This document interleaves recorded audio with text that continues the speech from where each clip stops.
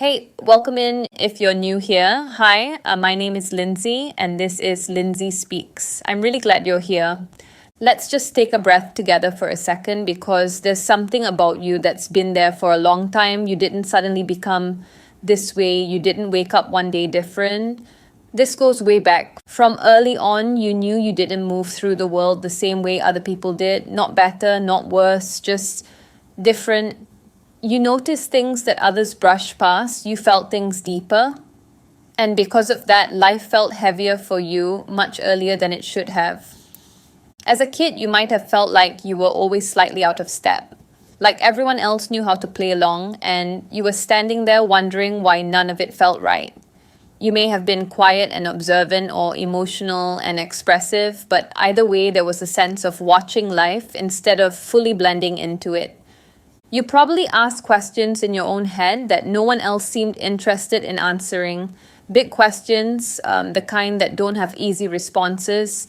And when you didn't get answers, you learned to carry that weight quietly. There's something about your nervous system that's always been tuned a little higher.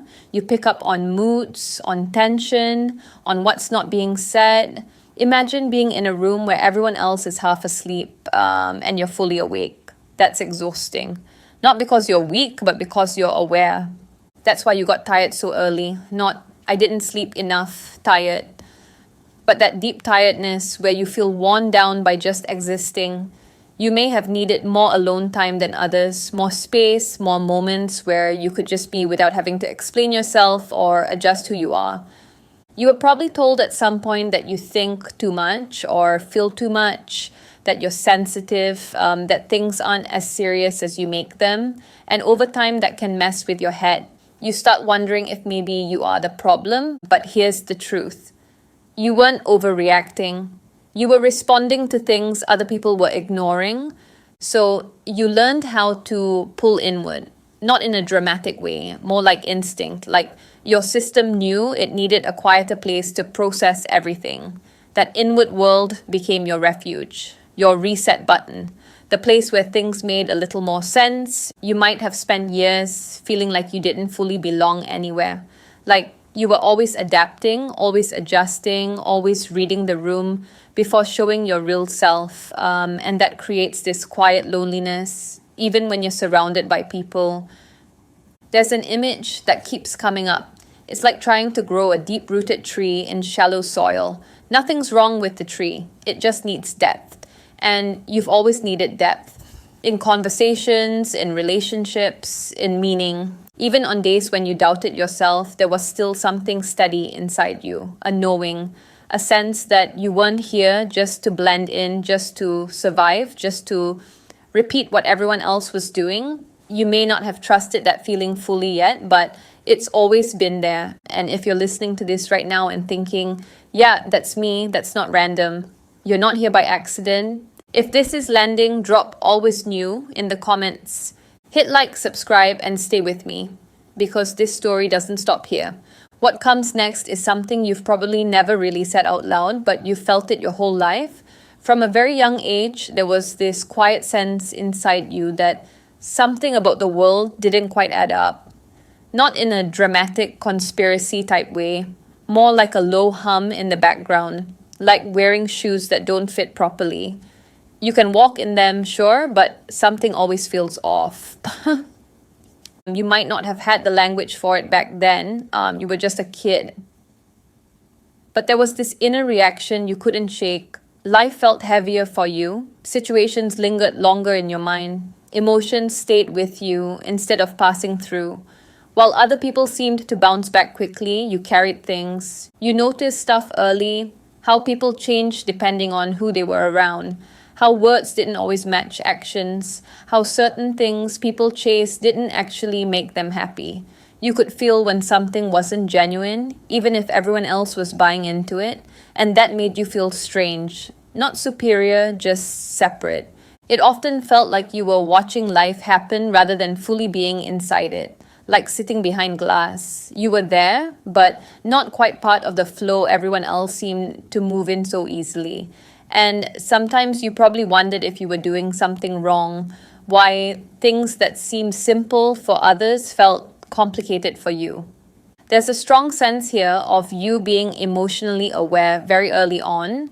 You didn't just feel your own emotions, you picked up on other people's too. The mood in a room could affect you. Someone else's tension could sit in your chest. And when you're that young and don't understand what's happening, it can feel confusing and overwhelming.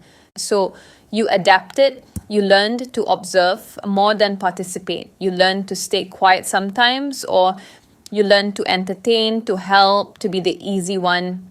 Whatever kept the peace, whatever made things feel a little safer, that wasn't weakness, that was intelligence, survival intelligence. And you may have felt older than your age, like you carried thoughts that didn't match where you were in life yet, and that can be isolating. Because when you try to talk about deeper things and people don't meet you there, you start pulling back, not because you don't care, but because it hurts to keep reaching and not being met. There's also this sense that you were always aware of how fragile things were. You didn't move through the world blindly. You knew things could fall apart. You felt the weight of choices, and that awareness shaped you. It made you careful, thoughtful, sometimes anxious, sometimes tired beyond explanation. But here's the part that matters. None of this happened by accident. The way you noticed more, felt more, questioned more, that wasn't a flaw. It was the early version of who you're becoming now. You weren't meant to move through life asleep. You were wired to be conscious, even when it was uncomfortable. And even though it may have felt lonely back then, that sense of being different was the beginning of something. You just didn't know it yet. And because you didn't know it yet, the world started to feel heavy in a way that was hard to explain to anyone else. Not heavy like one bad day or one bad moment. Heavy like the atmosphere itself was pressing down on you, like everything was too loud, too fast, too much, all at once. For you, life didn't come in neat, manageable pieces. It came all together. Sounds, emotions, expectations, pressure, people's moods. It all hit you at the same time. While others seemed to move through their days on autopilot, you were wide awake, taking everything in. And that takes a toll. Like you may have felt anxious without a clear reason, tired even when you hadn't done much, drained after being around people, even people you cared about. And the confusing part was that you couldn't always point to why. There wasn't always a single event or problem. It was just everything. This wasn't weakness. This was sensitivity mixed with awareness. You were absorbing more than most people, emotional tones, unspoken tension, shifts in energy, even if you didn't think of it that way at the time. If someone was stressed, you felt it. If a room was uncomfortable, your body noticed before your mind did. If something wasn't right, you couldn't ignore it, even when everyone else did. It's like carrying an invisible backpack that keeps getting heavier while no one else can see what's inside it. And because they can't see it, they assume you're fine, they assume you're exaggerating. They assume you're just tired or dramatic, so you start doubting yourself. You might have wondered why simple things felt so hard for you, why busy places overwhelmed you, why small conflicts stuck with you, why you needed more time to recover from things that others brushed off.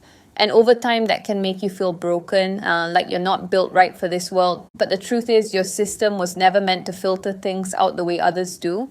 You weren't designed to numb yourself. You were designed to feel, to register, to notice. And in a world that runs on distraction and noise that's exhausting, you probably learned early how to push through it, to keep going even when you were tired, to smile when you felt overloaded, to say, I'm fine when you weren't. And that creates this deep, quiet burnout that doesn't go away with rest. Because it's not physical tiredness, it's emotional saturation. There's also this sense that you felt responsible for more than you should have.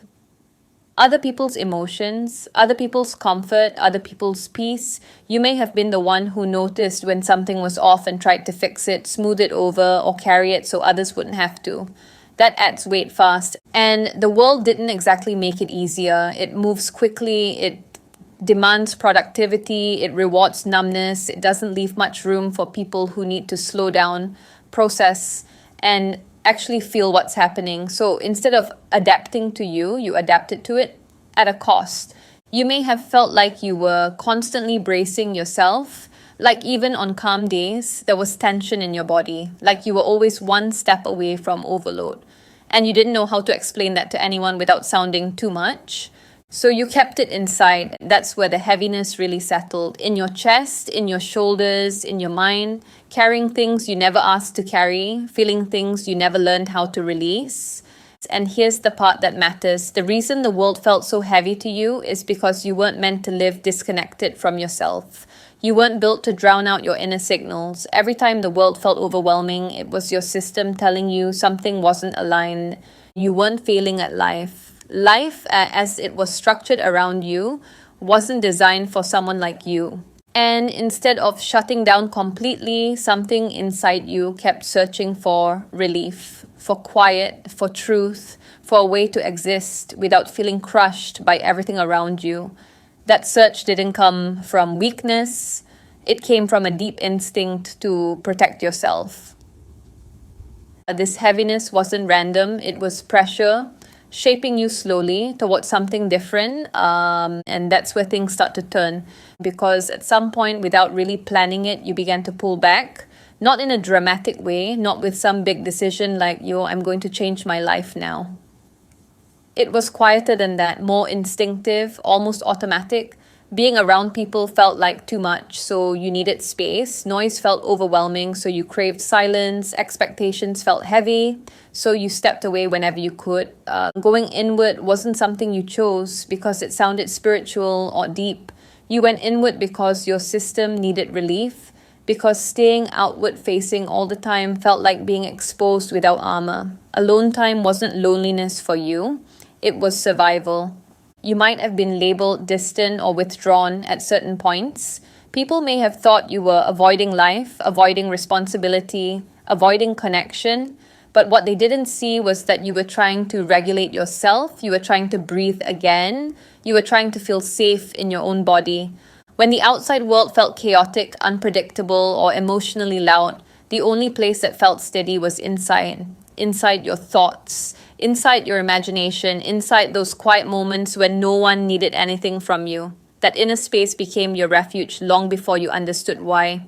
You may have spent a lot of time alone growing up, or even if you weren't physically alone, you were emotionally inward, observing, processing, thinking, replaying conversations, trying to understand people, situations, yourself. That wasn't overthinking, that was your mind trying to make sense of a world that didn't move at your pace. There's a feeling here of you learning very early that you couldn't rely on the outside world to slow down for you. So you slowed yourself down internally. You created your own rhythm, your own world, one where things were quieter, softer, more manageable. And even though it may not have felt like it at the time, that inward movement is where your awareness started to sharpen. When you step back from the noise, you start noticing patterns. When you're not constantly reacting, you begin understanding. When you're alone with yourself long enough, you start hearing your own voice. That voice might have been faint at first, easy to ignore, but it was there. A steady presence underneath the anxiety, underneath the exhaustion, a sense that there was something true inside you that didn't change with other people's moods or expectations.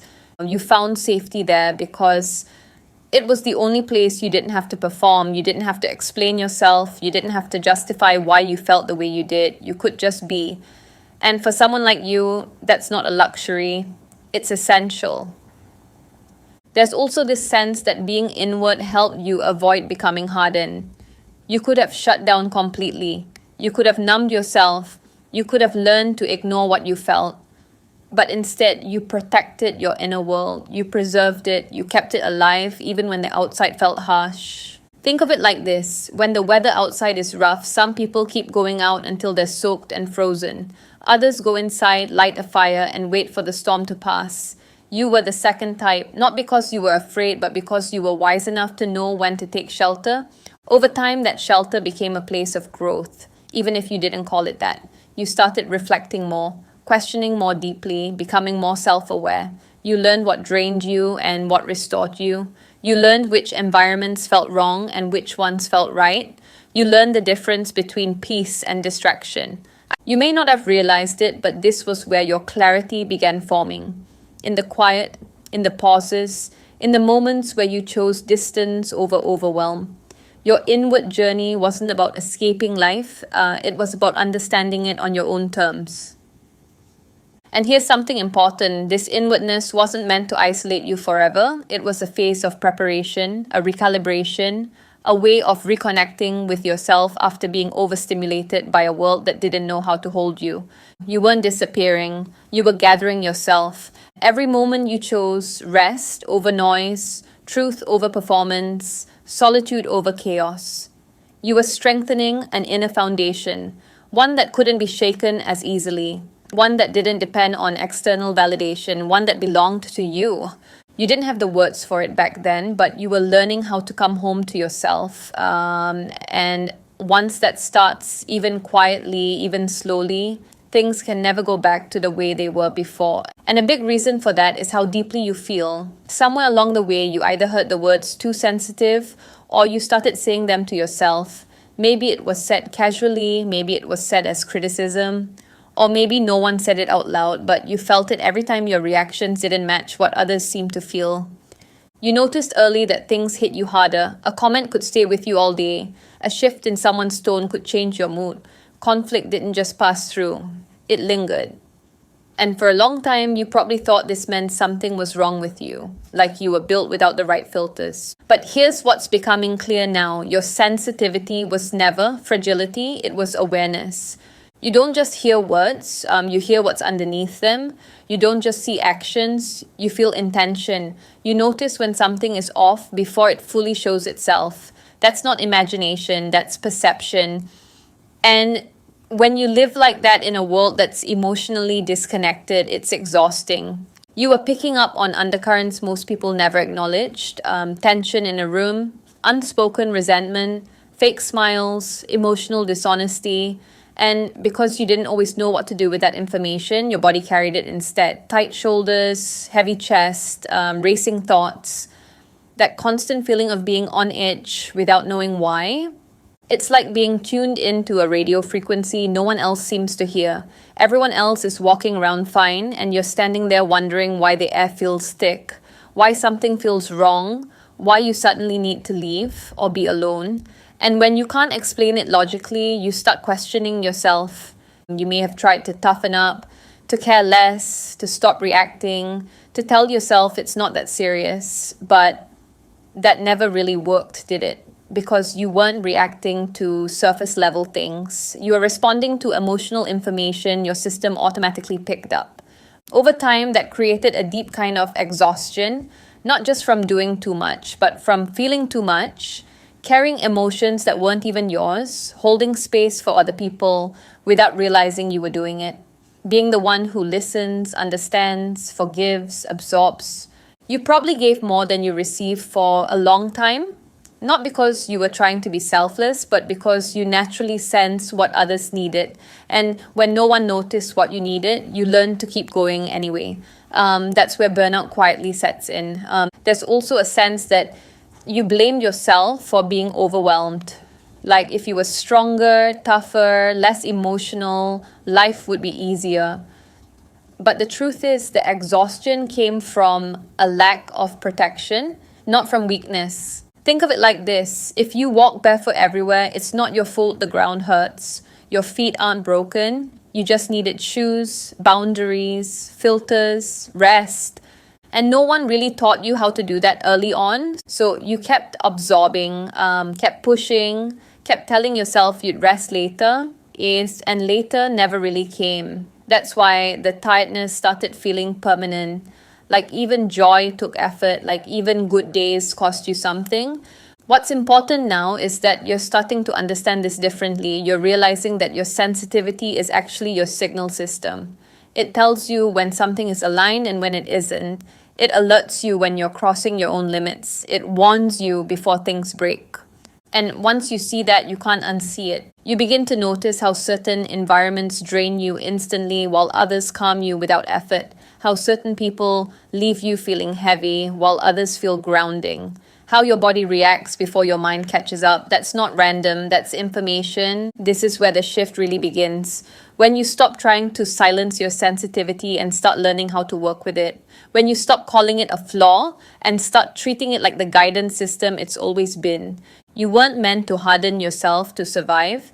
You were meant to learn how to protect your energy without shutting your heart down. That balance is something you're only just beginning to step into. And once that happens, the exhaustion doesn't define you anymore. It becomes a message, one you're finally ready to listen to. Because the next part of this journey isn't about carrying more, it's about choosing what you carry at all.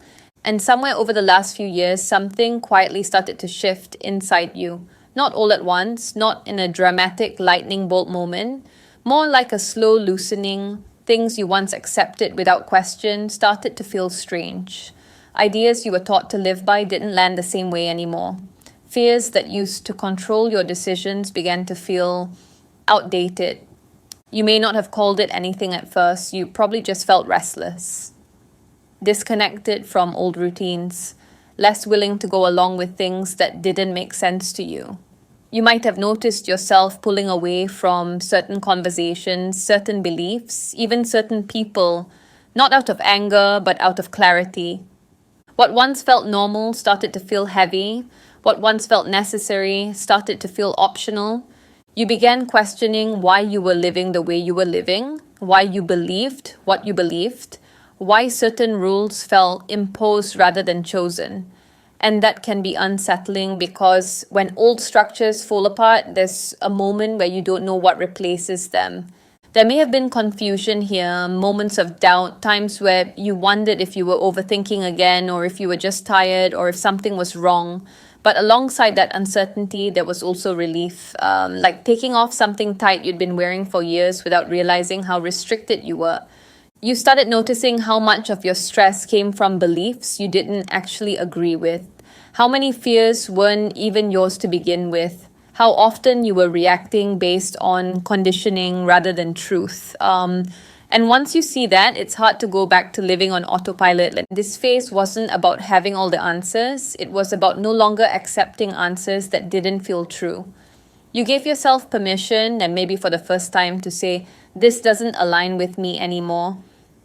You might have felt a little lost at times, like you were between versions of yourself, no longer who you used to be, but not fully sure who you were becoming.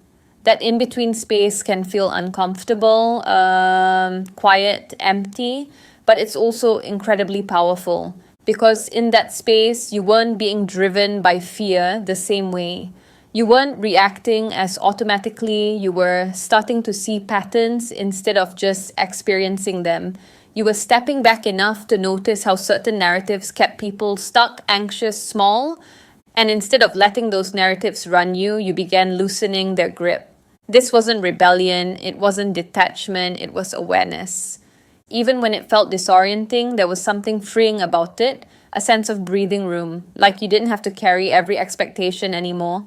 Like you could choose your thoughts instead of being trapped by them. This is the phase where you stop unconsciously repeating old cycles, where you begin separating who you truly are from who you were taught to be. And that separation changes everything. You weren't breaking down, you were waking up. And once that process starts, it doesn't rush, but it doesn't stop either. That's especially true when it comes to love. Relationships weren't just relationships for you. They were experiences that reached into the deepest parts of you. When you cared, you really cared. You didn't love halfway. You didn't keep one foot out the door. You showed up with your whole heart. And because of that, when something went wrong, it didn't just hurt. It shook you. You likely bonded deeply, quickly, not because you were reckless, but because connection mattered to you. You looked for honesty, depth, meaning. You weren't interested in surface level attachment. So when trust was broken, when words didn't match actions, or when someone couldn't meet you emotionally, it cut deep. Not just emotionally, but internally, like something inside you cracked. You may have blamed yourself for that pain. Wondered if you gave too much, if you expected too much, if you were naive. And for a while, you might have thought the solution was to love less, to close yourself off, to become colder or more guarded, but that was never really who you are. What actually happened is more subtle than that. Each painful experience taught you something important. You learned where you were overextending. You learned when you were ignoring your own needs to keep a connection alive. You learned the difference between empathy and self-abandonment. You didn't harden, you refined. Your heart didn't close, it became more selective. You started noticing red flags earlier. You started listening to your intuition instead of talking yourself out of it. You began valuing consistency over intensity, respect over chemistry, safety over chaos. And that shift wasn't about bitterness, it was about self-worth. You realized that love shouldn't require you to disappear, that real connection doesn't drain you, that you don't have to earn care by giving endlessly. And once you understand that, you can't unknow it. There's also a sense that love played a role in your awakening. The pain forced you inward. It made you question patterns. It made you see how much of yourself you were giving away. And through that, you started choosing yourself in ways you never had before. You still feel deeply. That didn't go away. But now, there's discernment, a pause, a choice. You don't attach blindly anymore. You pay attention to how someone makes you feel over time, not just how strong the connection feels in the moment. And this is where your strength shows. Not in becoming detached, but in learning how to love without losing yourself. And that shift in how you relate to others is part of a much bigger change happening inside you, because now the way you show up in the world isn't the same anymore. Something about you has adjusted. You're still thoughtful, still aware, still sensitive, but there's a difference in your posture. Even if it's subtle, you're not shrinking the way you used to. You're not automatically making yourself smaller to keep things comfortable. Before, you may have held back your words, paused before speaking, softened your truth so it wouldn't upset anyone. You learned how to read the room so well that you often edited yourself without even realizing it. It became second nature to ask, is this okay to say? Instead of, is this true for me? But that's changing. You're starting to notice that staying silent costs you more than speaking ever did. That holding things in creates more tension than being honest. And even if your voice shakes sometimes, even if you're still finding the right words, you're less willing to swallow what matters to you just to keep the peace. This doesn't mean you're suddenly loud or confrontational. It means you're grounded. There's a difference. You're not reacting from emotion, you're responding from clarity. And people can feel that. There's also a sense that you're more comfortable standing alone now. Not isolated, but self-contained. You don't need constant validation the way you once did. You're not scanning faces for approval as much. You trust yourself more, and that trust changes how others interact with you. Some people may be surprised by this version of you. They were used to the accommodating one, the understanding one, the one who explained themselves endlessly. And now, when you set a boundary or state how you feel without over-justifying, it can catch people off guard. That's not your problem. Your role isn't to make yourself digestible. Your role is to be real. There's a quiet leadership energy forming around you, not the kind that needs a title or a platform, the kind that comes from lived experience, from depth, from someone who has gone inward, done the work, and come back with perspective. People may start opening up to you more, asking for your opinion, feeling safe around you, not because you have all the answers, but because you speak from a place that feels honest and grounded. Your presence itself becomes stabilizing. And here's something important. This isn't you becoming someone new. This is you returning to yourself without apology. The version of you that always existed underneath the adaptations, the silence, the self-doubt. You're also more aware of when to speak and when not to. You don't waste energy explaining yourself to people who aren't listening. You don't chase understanding. You offer truth and you let it land where it lands. That's a big shift. It can feel uncomfortable at first, even lonely at times. When you stop shrinking, not everyone adjusts with you. Some connections fall away. Some dynamics change, but what replaces them is alignment, respect, ease. You start attracting people who meet you where you are instead of where you used to be. And the biggest change of all is internal. Your voice matters more now, not because others suddenly say so, but because you believe it. You listen to yourself, you honor your reactions, you trust your inner signals instead of overriding them. That trust creates confidence, not the loud kind, the steady kind, the kind that doesn't need to prove anything. You're stepping into a role where you no longer exist just to absorb, adapt, or survive. You exist to express, to choose, to stand in your truth without shrinking it down. And that shift sets the stage for what comes next. Because once you stop hiding, life starts responding to you differently too. Everything you've been through up to this point wasn't random, even if it felt messy while you were in it.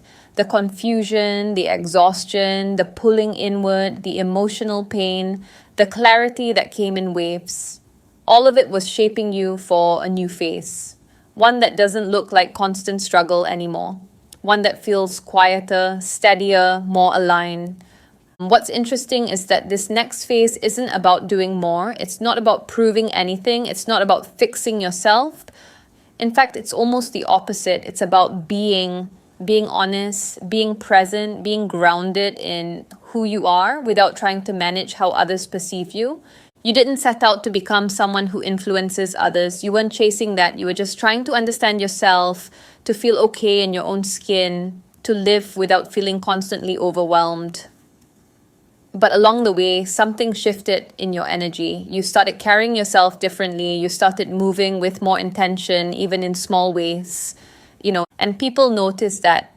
Not because you're loud or trying to lead, but because there's a calm clarity around you now.